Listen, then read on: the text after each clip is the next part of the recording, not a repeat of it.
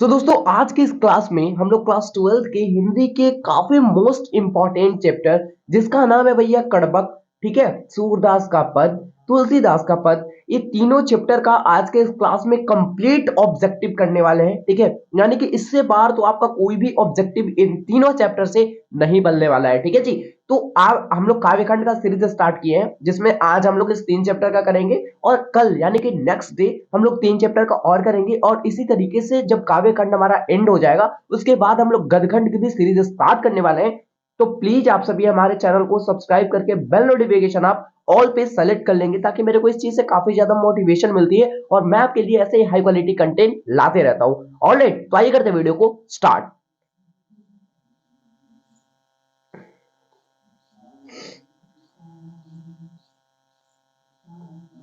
तो दोस्तों सबसे पहले हम लोग कड़बक चैप्टर से स्टार्ट करते हैं। तो यहाँ पे हमारे जो सामने जो पहला क्वेश्चन है वो है कि कड़बक कहाँ से लिया गया है। ये बहुत ज्यादा इंपॉर्टेंट चैप्टर है। ठीक है, और मैं आपको बता दूं जो कड़बक जो कविता है, ठीक है, ये मलिक मोहम्मद जायसी जी के द्वारा लिखा गया है। तो आप कवि के बारे में थोड़ी मोड़ी चीजों जैसे कि लाइक आप जन्म मृत्यु, ठीक है, कहाँ उनका जन्म हुआ था, निवास स्थान कहाँ था उनका, माता पिता का नाम, ठीक है सॉरी, ये सब चीजें आप थोड़ा ध्यान दे देना। ठीक है जी, तो कड़बक कहाँ से लिया गया है तो मैं आपको बता दूं ये पद्मावत से लिया गया है। और बाकी ये जो अखरावट देख रहे हो, आखिरी कलाम देख रहे हो, ये भी किनका रचना है, ये भी भैया जायसी जी का ही रचना है, लेकिन पद्मावत से लिया गया है। ठीक है, जैसे लाइक ये मान लो कोई बड़ा ग्रंथ जैसा होता है उसी का एक पार्ट है कड़बक, समझ रहे हो। आगे आ जाओ, कड़बक के रचयिता कौन है, मैंने आपको अभी जस्ट मैंने बताया। ठीक है, कड़बक के रचयिता कौन है, जायसी जी है। तो सी वाला ऑप्शन आप सभी का बिल्कुल सही हो जाने वाला है। आगे आ जाइए, जायसी रचित पद्मावत की भाषा क्या है। ठीक है सॉरी, यानी कि जायसी जी ने पद्मावत की रचना की है। ठीक है, उसका भाषा क्या है, लैंग्वेज क्या है, इसके बारे में आपको थोड़ा बताना है। तो जो जायसी थे वो अवधि, ठीक है, कौन सा उनका भाषा था, अवधि था। आगे आ जाइए जी, अगला नंबर क्वेश्चन देख लेता थोड़ा, 1 सेकेंड।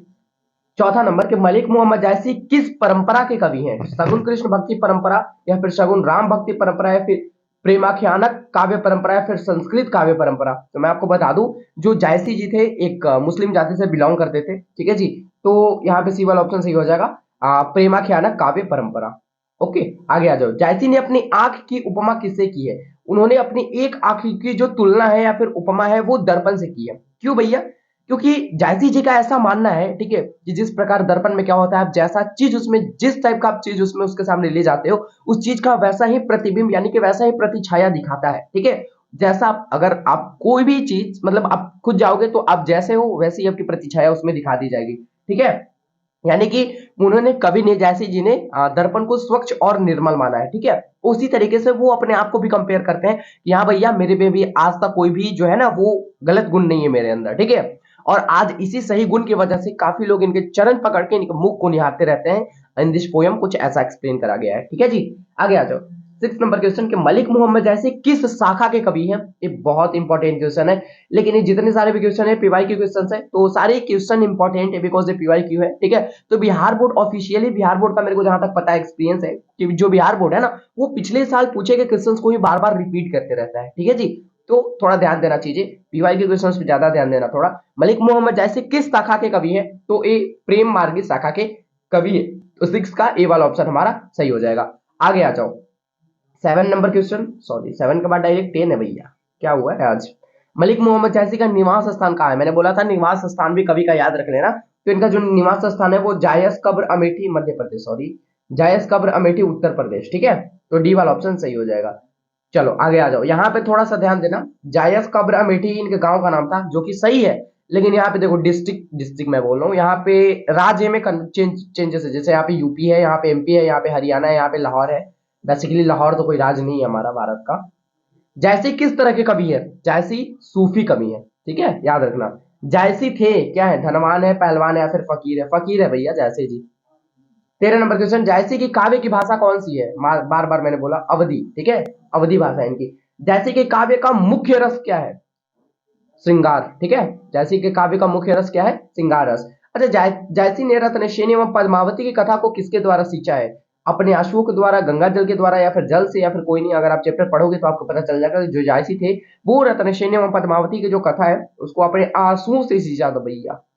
आगे आ जाओ, जैसे ने किस दोष से युक्त हुए भी गुणवान है, भैया उनका नेत्र दोष था। ठीक है, यानी कि उनके आंख नहीं थे, आंख थे एक्चुअल में लेकिन खराब थे, दिख नहीं पाते थे उनको। ठीक है, तो जन्म से ही अंधे थे वो। तो जायसी ने किस दोष से युक्त होते हुए वे गुणवान है, तो वो नेत्र दोष है। जायसी का काव्य किस प्रकार गंभीर एवं व्यापक है, तो एक समुद्र की भांति है। ठीक है, आगे आ जाओ। चित्र रेखा किनकी रचना है, जायसी जी की रचना है। देखो मैं आपको एक चीज बताऊं, कुछ इनकी इंपॉर्टेंट रचना है जिसपे मैं चर्चा कर लूं थोड़े। जायसी जी के कुछ इंपॉर्टेंट कुछ रचनाएं हैं, उन पे थोड़ा मैं डिस्कस कर लूं। मैं आपको बता दूं अभी तुरंत, जस्ट यहाँ पे रुको।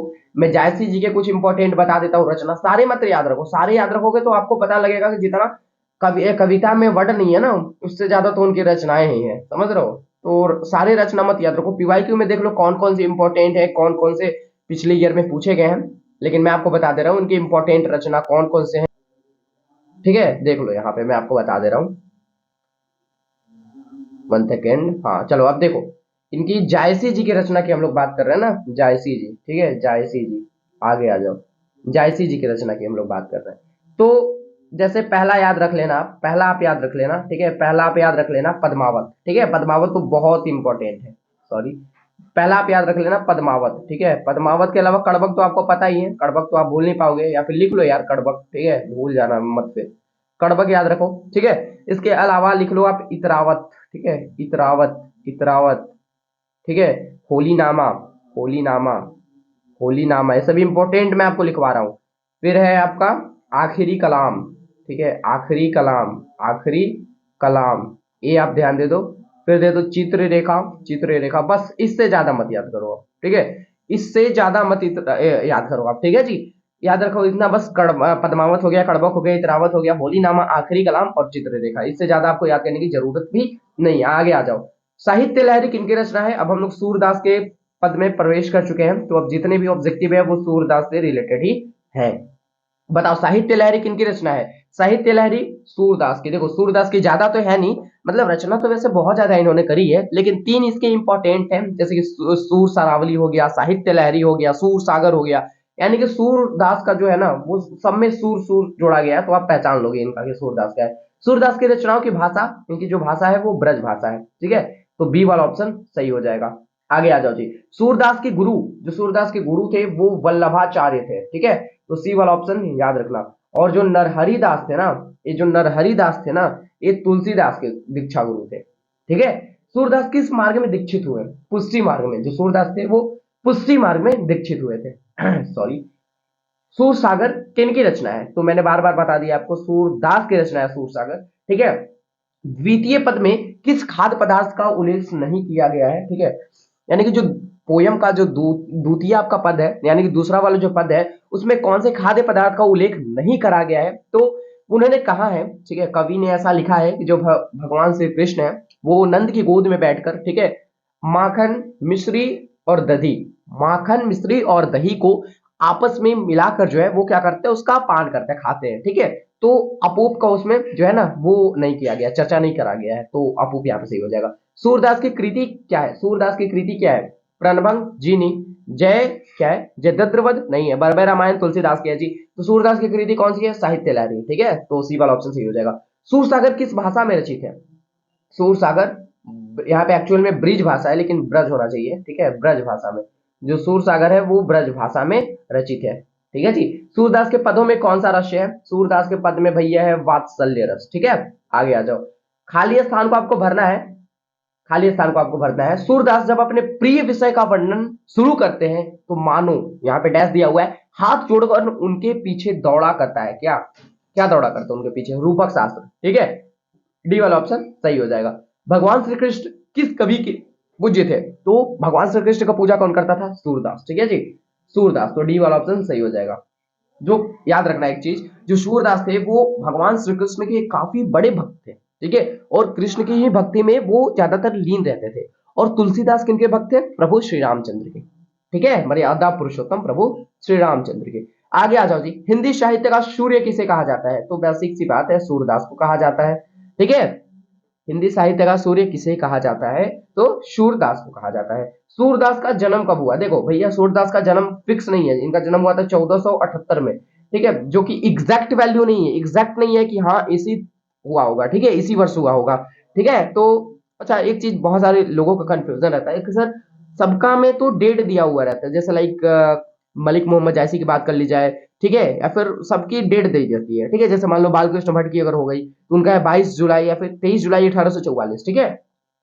तो सबका तो डेट दिया हुआ रहता है सर। तो एक चीज देखो भैया, इनका जो वैल्यू है ना, 1478 में इनका जन्म हुआ था, अनुमानत है, जब इनका वर्ष भी कंफर्म नहीं है, सॉरी वर्ष भी जब इनका एग्जैक्ट नहीं है कि हाँ भैया इनका वर्ष भी का नहीं पता है कि 1478 में जन्म किए थे कि 77 में, ये भी फिक्स नहीं है अभी तक, बस अनुमानता ये बता दिया गया है कि हाँ लगभग इतना में इनका जन्म हुआ था। तो भैया डेट कहां से एग्जैक्ट आपको कोई बता पाएगा, जब वर्ष में इन लोग क्लियर नहीं है कि हाँ इतना ही में हुआ था, इसमें ब्रैकेट में अनुमानता लगा दिए, तो डेट का तो कोई पता ही नहीं है ना जी। तो याद रखना 1478 में हुआ था अनुमानता। और मृत्यु हुआ था कब जी, मृत्यु हुआ था 1583 में, ठीक है, मृत्यु हुआ था 1583 में सूरदास का। आगे आ जाओ, सूरदास के पद किस पुस्तक से लिए गए हैं, तो जो सूरदास के पद है वो लिए गए हैं सूर सागर से, ठीक है। सूरदास का जन्म कहाँ हुआ था, जी हाँ, जन्म स्थान दिल्ली के निकट सीही नामक गांव में इनका हुआ था जन्म, ठीक है, दिल्ली के निकट सीही नामक ग्राम में। आगे आ जाइए जी, अब आ जाइए हम लोग 17 नंबर, खाली जगह को भरना है। कछुत खात कुछ धरनी गिरावत, ठीक है, और छवि निरखती नंदरनिया, ठीक है, यहाँ पे छवि हो जाएगा, सी वाला ऑप्शन सही हो जाएगा, उनके छवि देखती है भैया।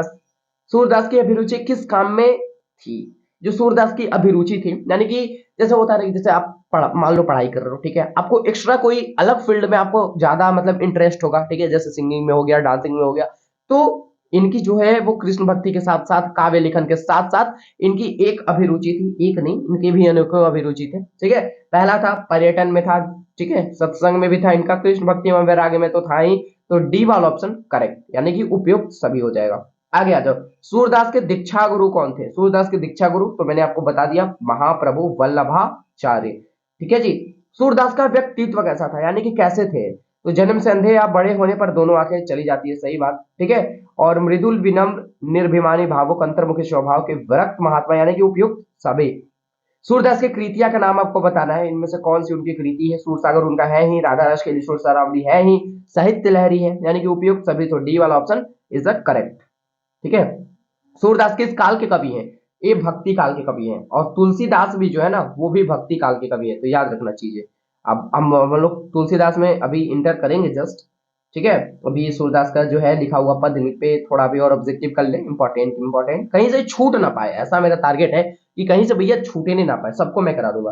ब्रज भाषा की विशेषता क्या है, कोमलता है, लालित्य है, ब्रज भाषा में माधुर्य है, यानी कि उपयुक्त सभी। सूर्य के काव्य के 3 प्रधान विषय क्या है, सूर्य के काव्य के 3 प्रधान विषय, तो विनय भक्ति, ठीक है, वात्सल्य है, और प्रेम श्रृंगार भी है।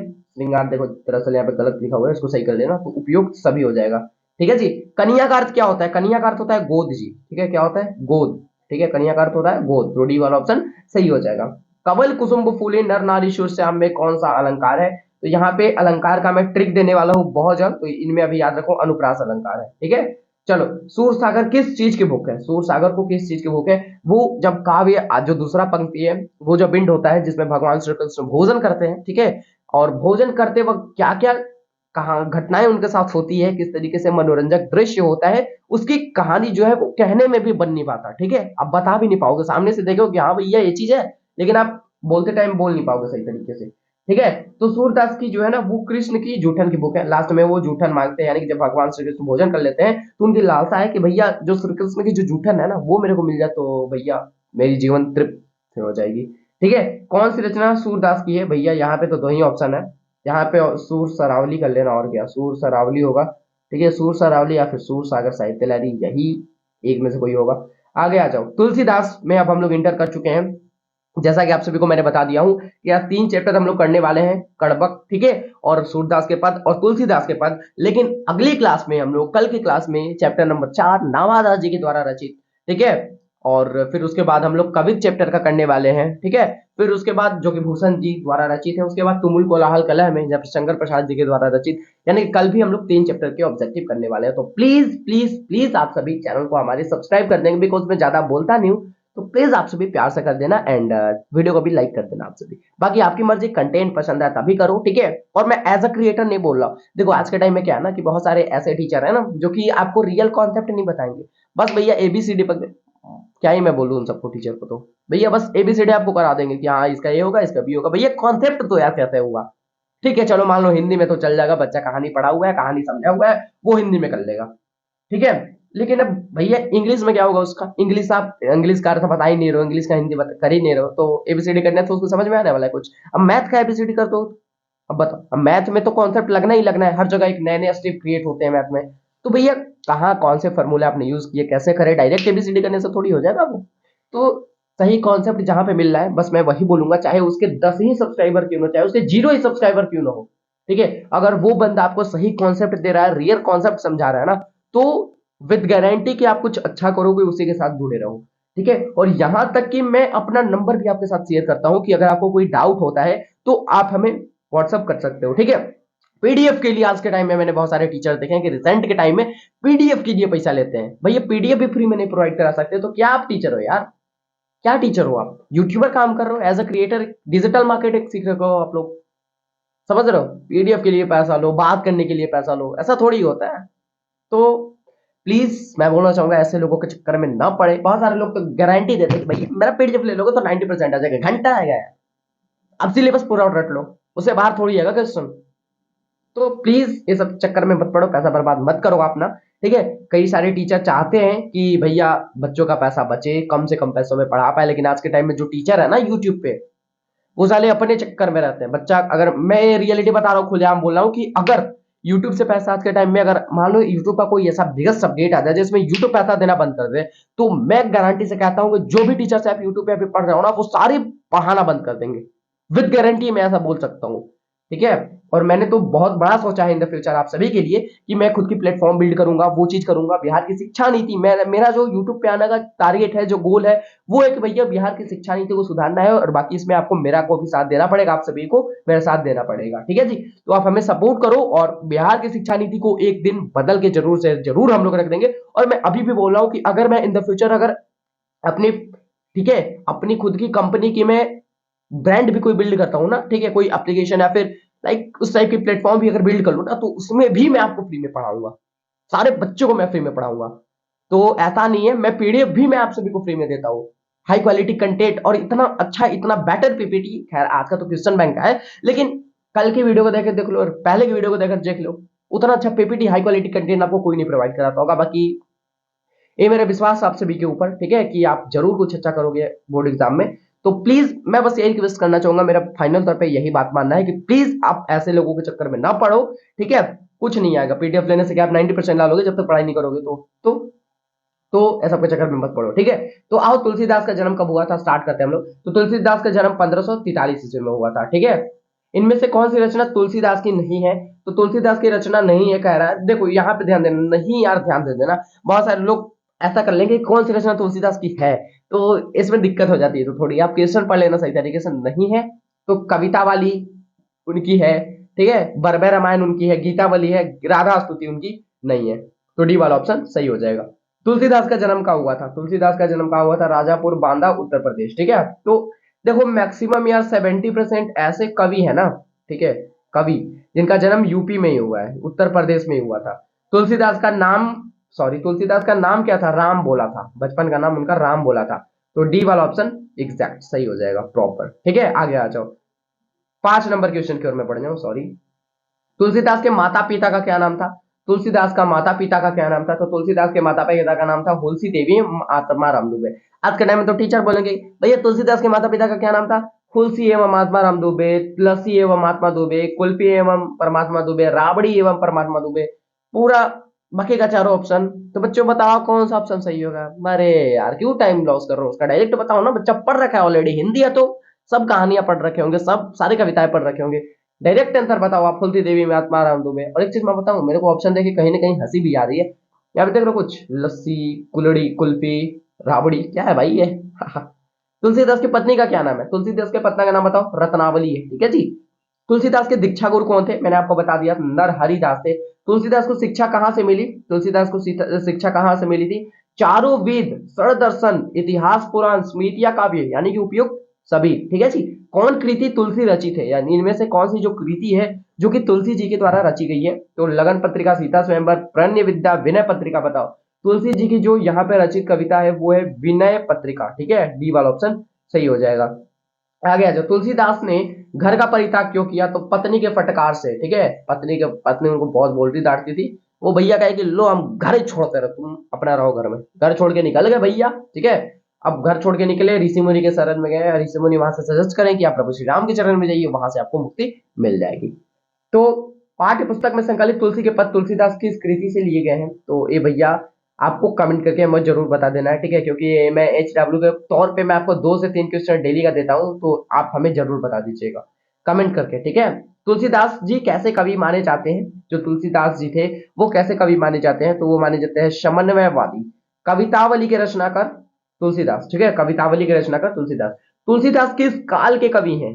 भक्ति काल के। मैंने आपको बता दिया है कि जो सूरदास हैं, ठीक है, और जो तुलसीदास है, दोनों जो है ना, इनके बीच कनेक्शन है कुछ ना कुछ, तो दोनों क्या है, भक्ति काल के हैं। एक्चुअल में तुलसीदास के सूरदास मित्र कभी भी नहीं रहे हैं, ठीक है। तुलसीदास के शिक्षा गुरु कौन थे? अब भैया दीक्षा गुरु तो आप समझ गए कि नरहरि दास थे। अब शिक्षा गुरु कौन थे इनके? तो शेष सनातन इनके शिक्षा गुरु थे, ठीक है जी। आगे आ जाओ। रामचरितमानस की भाषा क्या है? तो रामचरितमानस की जो भाषा है वो क्या है जी? अवधि है, ठीक है। तो सी वाला ऑप्शन सही हो जाएगा। आगे आ जाओ जी, आगे आ जाओ, मैं आगे बढ़ जाऊं। बहुत सही, आगे आ जाओ। तुलसीदास ने प्रथम पद में किसकी स्तुति की है? तो माता सीता की स्तुति की है। अब माता सीता की ही स्तुति की है, ऐसा लघु उत्तरीय में पूछता है कि आखिर माता सीता की ही स्तुति क्यों की है इन्होंने? तो कहीं ना कहीं ये माना जाता है कि भैया किसी व्यक्ति से अगर आपको काम करवाना है तो आप उसकी पत्नी से बात करके, ठीक है, बात करोगे ना तो काम करवाना थोड़ा आसान हो जाता है, ठीक है, क्योंकि जो बंदा है वो पत्नी की बात मान लेता है। समझ रहे हो? आगे आ जाओ। तुलसीदास के दोनों पदों में किस रस की व्यंजना हुई है? तुलसीदास के दोनों पदों में भक्ति रस की व्यंजना हुई है, ठीक है। आगे आ जाओ। तुलसीदास ने प्रथम पद में अपना परिचय किस रूप में दिया है? तो तुलसीदास ने प्रथम पद में अपना परिचय राम भक्त के रूप में दिया है, ठीक है। अगला क्वेश्चन है कि कबटुंग अम्ब अवसर पाई में अम्ब संबोधन किसके लिए है? यानी कि जो तुलसीदास है वो माता सीता से कहते हैं, ठीक है, तो सीता के लिए यहाँ पे हो जाएगा। वो कहते हैं कि कबटुंग अम्ब अवसर पाई, यानी कि कभी भी आप अवसर पाकर मेरी बात प्रभु श्री रामचंद्र से जरूर बताइएगा कि आपका एक सेवक है, ठीक है, जो कि गरीब है, दुखिया है, वो इस दुनिया से मुक्ति पाना चाहता है। तो वही लाइक एक्सप्लेन करते हैं थोड़ा, तुलसीदास जी सीता जी से कहते हैं, ठीक है। कौन तुलसीदास के मित्र नहीं रहे? तो मैंने आपको बता दिया, सूरदास जो है ना वो तुलसीदास के मित्र नहीं रहे हैं। आगे आ जाओ। हनुमान क्या है? हनुमान बाहुक को तुलसीदास की किस कृति का एक अंग माना जाता है? ठीक है, जो हनुमान बाहुक है उसको तुलसीदास की किस कृति का अंग माना जाता है? तो ये भी आपके होमवर्क के लिए 2 प्रश्न मैंने आपको होमवर्क के लिए दे दिया, ध्यान रखना थोड़ा। निम्नलिखित में रामचरितमानस क्या है? रामचरितमानस एक बहुत बड़ा ग्रंथ है जी, महाकाव्य एक बहुत बड़ा, ठीक है। तुलसीदास ने अपने युग की किन 2 साहित्य भाषाओं को अपनाया था? तो वो अवधि और ब्रज को अपनाए थे, ठीक है। मानस यानी कि जो रामचरितमानस है इसका रचना समय क्या है? ठीक है, यानी कि जो रामचरितमानस है ये कब रचा गया था? फाइनल तौर पे ये तीसरा HW आपके लिए मैं दे रहा हूं, ठीक है। तो 3 HW हो गए, आज का टास्क आपका पूरा हो गया। तो आप हमें कमेंट करके तीनों के आंसर जरूर बता देना। विनय पत्रिका की भाषा क्या है? विनय पत्रिका का भाषा है अवधि, ठीक है जी। 1 सेकेंड, विनय पत्रिका का भाषा है अवधि। और अगला क्वेश्चन है कि तुलसीदास का अस्थायी निवास कहाँ है? ऑप्शन भैया खैर कट चुके हैं, तो मैं आपको बता दूं तुलसीदास का जन्म हुआ था सबसे पहले कहाँ? तो जन्म की अगर बात कर ली जाए तो जन्म इनका हुआ था भैया यूपी में, ठीक है। यूपी में कहाँ हुआ था? देखो यहाँ पे हमने देखा तुलसीदास के बारे में कहाँ से स्टार्ट हुआ था जी, ठीक है। तुलसीदास का जन्म यहाँ पे देख लो, राजापुर बांदा उत्तर प्रदेश, लेकिन यहाँ पे इनका स्थायी निवास पूछ रहा है, यानी कि रहते कहाँ है, ठीक है। तो बेसिकली इनका जो स्थायी निवास था वो था भैया काशी, ठीक है। काशी में 15 वर्ष तक रहे थे। तो ये सब चीजें आपको ध्यान देनी पड़ेगी, छोटी है लेकिन मोटी बातें हैं। आज के इस क्लास में हम लोग कड़बक के ऑब्जेक्टिव देखे, सूरदास के पद के ऑब्जेक्टिव देखे, तुलसीदास के पद के ऑब्जेक्टिव देखे, और मिनिमम 50 से भी ज्यादा ऑब्जेक्टिव आज के इस क्लास में देखे। तो मुझे नहीं लगता कि इन तीनों में से अगर कोई भी क्वेश्चन आए तो आप सभी से छूट पाएगा, बिकॉज जब आपने अच्छी तरीके से अगर आपने कविता को, काव्य को सही तरीके से अर्थ के साथ पढ़ रखा है तो। और कवि के बारे में मैं इतना सजेस्ट करना चाहूंगा कि जो कवि है ना, पोएट, उनके बारे में थोड़ी मोड़ी चीजें आप जरूर जान लेना, ठीक है। जैसे कि उनका जन्म कब हुआ था, मृत्यु कब हुआ था, उनकी पत्नी का नाम, उनके माता का नाम, उनके पिता का नाम, जन्म स्थान का है उनका, ठीक है। तो और उनके 1-2 रचनाएं जो कि बहुत महत्वपूर्ण है, ये आपको याद करनी पड़ेंगे। तो मिलते हैं कल की क्लास में, और कल की क्लास में 3 चैप्टर तो हमारे हो गए पूरे। कल की क्लास में हम लोग आगे के 3 चैप्टर हम लोग लेंगे काव्य खंड के। तो आज के इस क्लास में इतना ही, और नेक्स्ट वीडियो में मिलेंगे नए टॉपिक के साथ। तब तक के लिए आप सभी को बहुत बहुत धन्यवाद एंड जय Hind, Vande Mataram, thank you so much.